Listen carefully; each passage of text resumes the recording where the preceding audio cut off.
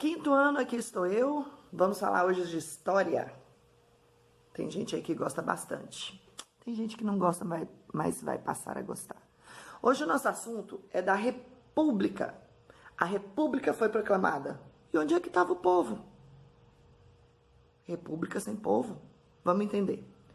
No ano de 1889, foi proclamada a República no Brasil. O que é República, né? É uma forma de governo no qual o povo é soberano. O povo manda. No caso dessa república, o povo nem estava lá.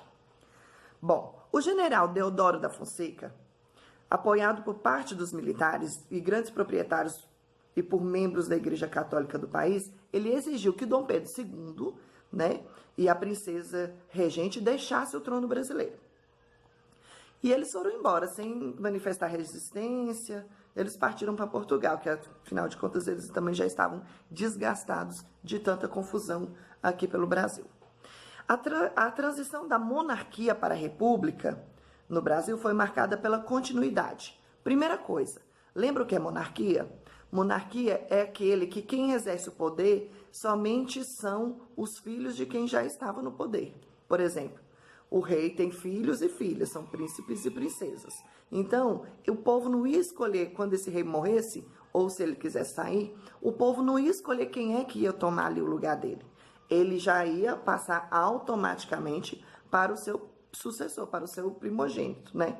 Isso aí a gente chama de hereditariedade, tá certo? E já a república, ela tinha que ser escolhida, a pessoa tinha que ser escolhida pelo povo.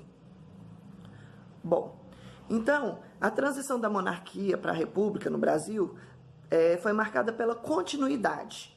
Ou seja, a elite brasileira permaneceu no poder, né, no controle político, enquanto a maior parte da população miserável e analfabeta não podia nem participar na forma de governo. Eles não podiam nem optar, nem palpitar, né, sobre quem é que eles queriam que ficasse ali na liderança. A produção e a exportação de café mantiveram o Brasil como um país vinculado ao setor agrário e dependente dos produtos industrializados estrangeiros, sobretudo os ingleses. Como é que é? A produção e exportação de café? Mas quem é que produzia? Quem é que estava lá na lavoura, ó? Plantando café, arando a terra, colhendo o café? Quem? Exatamente. Esse pessoal aí, ó, que não podia participar na forma de governo, eles serviam para produzir e para trabalhar, mas na hora dos direitos, eles não tinham nenhum. Então, a proclamação da República, conduzida por Deodoro, é considerada por muitos historiadores como um dos primeiros golpes que a jovem república sofreria. Não houve, portanto, participação popular, contrariando a ideia de república, né? Que o imaginário da república é que o povo todo participe, de alguém que que tomaria o poder para indicar as ações do governo. Então, a sociedade, apesar, quando Dom Pedro e a sua esposa foi embora, já tinha acontecido o fim da escravidão, já tinha havido abolicionismo, né? A Lei Áurea já tinha sido assinada, já tinha saído essa lei para que as pessoas não fossem mais escravas. Só que, com a transição de governo, não mudou muita coisa, porque a sociedade, apesar do término da escravidão, continuou desigual. O governo republicano, né, ele não criou condição para que os mais humildes, principalmente para que os ex-escravos, tivessem oportunidade de estudo e de trabalho. Então, a população brasileira, sem compreender o significado político da mudança de regime, foi obrigada a aceitar mais uma vez. Para eles não mudou nada. O que mudou? Que Dom Pedro foi embora e o Deodoro tomou o poder. Mas eles não tinham esse discernimento, esse conhecimento de saber que a monarquia era de um jeito e que a república deveria ser de maneira diferente. Então, após essa breve história sobre a proclamação da República, nós temos aí na página 107 a República dos Coronéis e o controle da população. Porque no início do período republicano, a economia do Brasil ainda era predominantemente agrária. Então, quem é que mandava no Brasil? O dono daquelas terras, certo? Nas regiões rurais, as pessoas estavam sob controle dos grandes proprietários de terras, né? eles não eram militares. Então, por que eles eram chamados de coronéis? Por quê? Porque eles tinham dinheiro, porque eles tinham poder. Então, o uso de armas e ameaças no campo era bastante comum e fazia desses caras, coronéis, autoridades respeitadas, para não dizer que eles tinham medo, né? Não era respeito, era medo. Porque como ele era o empregador, ele ameaçava te mandar embora, você tinha uma família para poder sustentar, e então você tinha que fazer todas as vontades desse coronel, né? O poder dos coronéis ele foi ampliado após a elaboração da primeira Constituição, né? A Constituição Republicana, de 1891.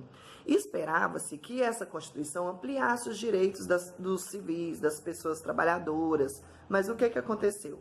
Ele fez só uma manutenção do que já acontecia. Os coronéis continuou mandando e as pessoas analfabetas, as pessoas de menos poder aquisitivo, continuaram obedecendo essas pessoas, né? O voto, que por uma determinação do fim do Império passou a ser restrito aos homens alfabetizados, se manteve restrito na República, esse grupo social. Só quem era alfabetizado que podia votar. Ah, tá certo, mas era injusto, porque os outros, eles eram analfabetos, porque eles não tinham condições, porque o governo não oferecia para eles uma escola, não oferecia para eles uma condição dele poder estudar e se alfabetizar. Então, como é que ele ia se alfabetizar? Para poder votar. E aquele tempo, o que acontecia? Você trabalha para o Coronel X. Esse Coronel X, ele é candidato. Então, se você trabalha para ele, ele obrigava você a votar nele. Então, como é que aquela pessoa ia sair dessa condição, né? De humildade, de miséria, de pobreza, de analfabetismo? Não tinha como. Por quê? Aqueles que podiam votar, eles eram acompanhados de perto pelos coronéis. E o voto aberto, quer dizer, ele não era secreto. Todo mundo sabia em quem você estava votando. Permitia que a compra dos votos por dinheiro ou por serviços e cargos políticos fosse praticada de forma recorrente durante a Primeira República. Então, ele obrigava você a votar. E você pensava, não vou votar nele porque ele não vai ser um bom gestor. Ele faz isso comigo, eu vejo aqui que ele não dá condições de trabalho para ninguém. Só que o voto era aberto, ele ia ver em quem você votou. E se você não votasse nele, o que ia acontecer? Você ia perder sua casa, ia perder seu emprego, né? E essa prática ficou chamada de voto de cabresto, né?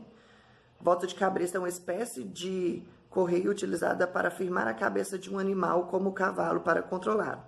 Eu achei uma figurinha. O voto de cabresto é representado por essa figura aqui, onde o coronel coloca o cabresto na pessoa como se ele fosse um cavalo e puxa ele até as urnas para votar em quem o coronel quiser, tá bom? Então, através dessas informações, vamos fazer as próximas atividades. Qualquer dúvida, estou aqui pelo WhatsApp. E lembrando que nós temos agora as nossas aulas na sexta-feira para tirar dúvidas. Um beijo a todos vocês.